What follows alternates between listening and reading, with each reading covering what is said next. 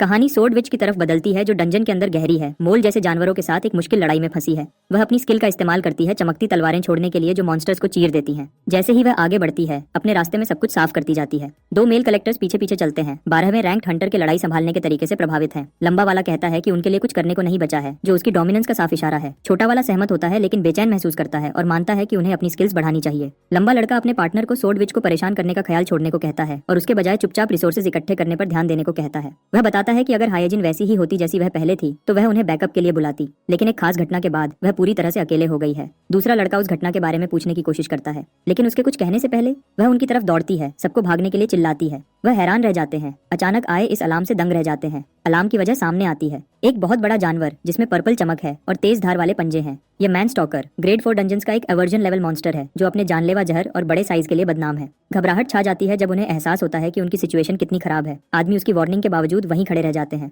तो वह पीछे हट जाती है उस मैन स्टॉकर का अकेले सामना करने के लिए। वह अपनी भारी तलवार उस बड़े से सींग वाले जानवर पर चलाती है और जोर से लड़ती है। फिर भी उस डीमन की ताकत उस पर भारी पड़ती है और उसकी ईथर लगभग खत्म हो चुकी है। अब वह बस इतना कर सकती है कि उसे थोड़ी देर तक रोके रखे ताकि बाकी लोग भाग सकें। खतरे के इस पल में उसके ख्याल अपने पार्टनर की तरफ जाते हैं, संयुग, जिसे वह अब भी यहाँ चाहती थी, लेकिन वह जानती है कि वह जा चुका है, अब मदद के लिए नहीं है। ये सच्चाई देखकर कि वह अकेली है, उसे वह पोषण याद आता है जो उसने पहले हमारे लड़के की दुकान से खरीदा था। जब खोने के लिए कुछ नहीं था तो उसने वह पोषण पी लिया और वह हैरान थी कि यह कितना स्वादिष्ट था। अचानक से ईथर की एक लहर उस पर छा जाती है और उसे ताकत से भर देती है। नई ताकत महसूस करते हुए वह वापस लड़ाई में उतरती है, डीमन के खिलाफ कंट्रोल लेने के लिए तैयार। अपनी स्किल पावरफुल स्वॉर्ड रैम्पेज के साथ उसने उस जानवर को 2 टुकड़ों में काट दिया। वह हैरान थी कि पोषण की वजह से उसकी हेल्थ ठीक हो गई और 0 ईथर खर्च हुआ, जिसकी वजह से वह स्किल को 10 सेकंड्स तक रोक पाई, जो उसके आम 3 सेकंड से कहीं ज्यादा था। खाली बोतल को घूरते हुए उसे उस दुकान के बारे में जानने की इच्छा हुई जहां से उसने इसे खरीदा था। अगली सुबह हेजेन जिहा की दुकान में घुस जाती है। उस पोषण के बारे में जवाब मांगती है जो उसने खरीदा था और उसे डराती है। देखने वाले आपस में फुसफुसाते हैं, उसे उस मशहूर हंटर के रूप में पहचानते हैं जिसने अकेले ही मैन स्टॉकर्स के झुंड को खत्म कर दिया था, और उन्हें एहसास होता है कि उसकी आवाज बहुत तेज है।